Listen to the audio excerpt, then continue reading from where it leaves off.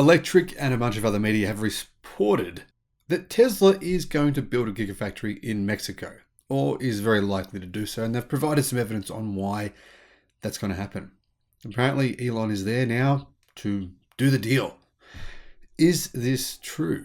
And are there advantages to Tesla building a Gigafactory in Mexico, such as the fact that Mexico has more free trade agreements than any other country on planet Earth? Well, yes and no. Here's my 2 cents, and here's why, well, I'm a little bit skeptical. Hello, my friends. Welcome to the channel. I'm the Electric Viking. My name is Sam Evans, and I'm coming to you from Melbourne, Australia. Thanks for tuning in. Great to see you.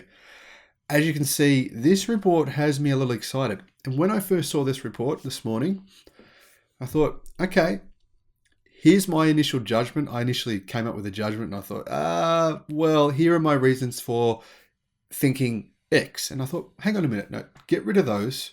You need to do some research. You need to research this. You need to find out truth from fiction.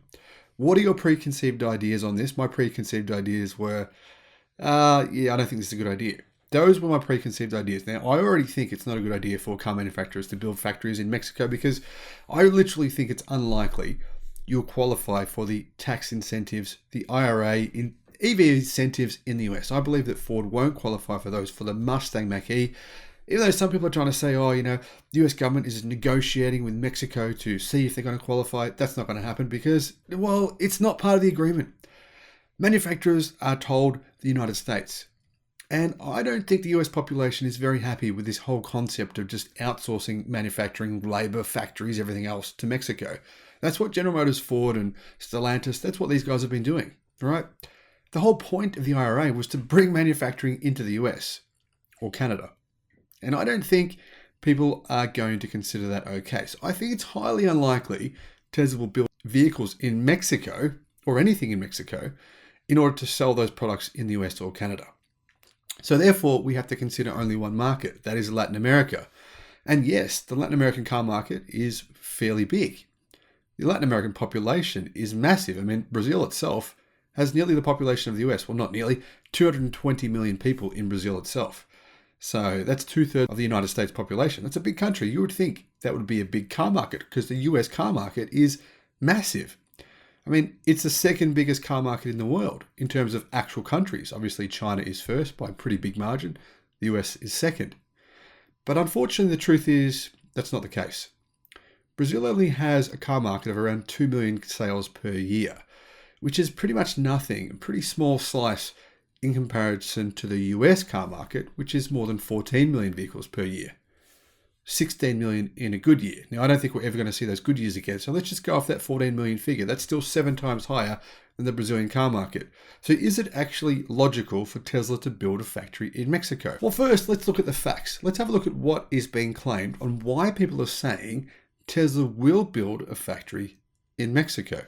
Electric says Tesla will build the factory in Nuevo Leon, a Mexican state bordering Texas, and that CEO Elon Musk is meeting with the governor right now, as I film this video, essentially. I don't know, sometime around within these few hours.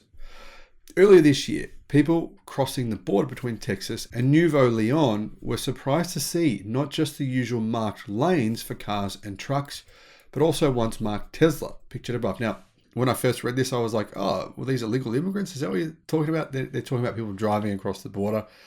And on the border where you get across, I actually rode my bicycle across this border. It's a massive border where people just takes hours to get through. If you're going from Mexico to the US, it takes hours. If you're going from the US to Mexico, it takes like a minute, right? If you're going the other way, it takes a long time. Fortunately, I was on my bike and could get around all the traffic. So essentially one of those lanes had Tesla marked on the lane. Now, the reason for this was that Tesla struck a deal with the state to have its own lane at the border crossing in order to reduce wait times for cargo going through the border. So obviously Tesla does buy some parts for its EVs in the US in Mexico, or manufactures them in Mexico. I'm not sure which it is. So Tesla has several suppliers in this particular state in Mexico. However, Electric are claiming that the reason is because they are potentially investing in a factory in the state. I mean, that's quite a stretch if you ask me, but possible. Earlier this year, Electric reported that CEO Elon Musk confirmed that Tesla is considering sites for a new factory in Canada, Mexico, and the US. I've reported that it's going to be Canada. I'm 100% convinced on that. I don't believe it's Mexico. But anyway, I could be wrong. Let me know if you agree or you disagree in the comment section below. Now, Reuters has reported that Musk recently met with Nuevo Leon Governor Samuel Garcia, along with other local officials, and Ken Salazar, the US ambassador to Mexico. According to a source talking to the publication, Tesla is interested in Santa Catarina, a municipality just outside of Monterrey, where many automotive companies, especially the Tier 1 and Tier 2 suppliers, are located.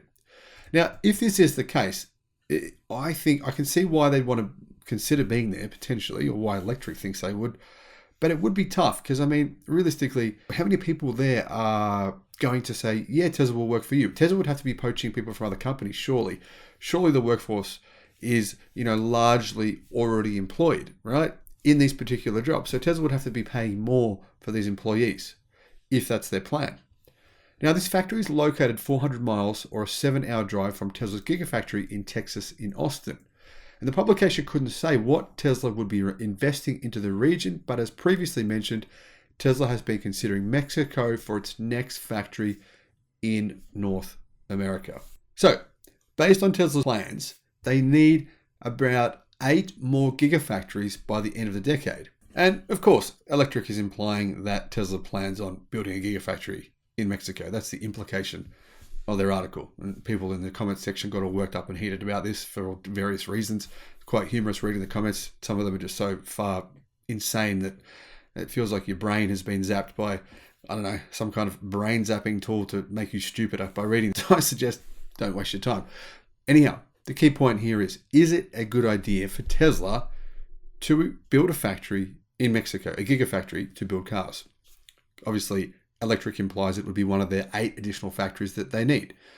Now, interestingly, Paul Foss, who's often on the Electric Viking Facebook group, by the way, if you want to see his comments on there, you can join the group, and he has some really interesting insights. I really think Paul Foss is a very intelligent journalist. That's why I often talk about what he has to say.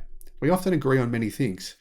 However, here we don't agree. Now, in 2020, Paul wrote an article arguing that Tesla should in fact build a factory in Mexico instead of Gigafactory Texas. And he argued in that article why Tesla should do it in Mexico and not in Texas. And personally, I'm very glad that they built it in Texas and not in Mexico for a number of reasons I'm not going to get into here. I'll talk about that in a separate video so I don't bore you all. But Paul argues that the key reason Tesla should build the Gigafactory in Mexico is to have access to a bunch of markets, because Mexico has more free trade agreements than any other country in the world. Therefore, that would give Tesla ability to send cars from Mexico to all these other countries that they have free trade agreements with and, sell the cars at an advantage versus some of Tesla's competitors. Obviously, that's what other competition already does. Ford, General Motors, they already build cars in Mexico, and that's what they're already doing. So that's their strategy. Is that a good idea? Obviously. Brazil is the largest car market in Latin America, but there's a lot of people in Latin America. In fact, the population of Latin America is actually 667 million people. That's a lot of people and potentially a large car market. There's one key issue though. That is, how many people are willing to pay for a Tesla vehicle? Now, I took Brazil as an example because Brazil's car market is the biggest car market in Latin America.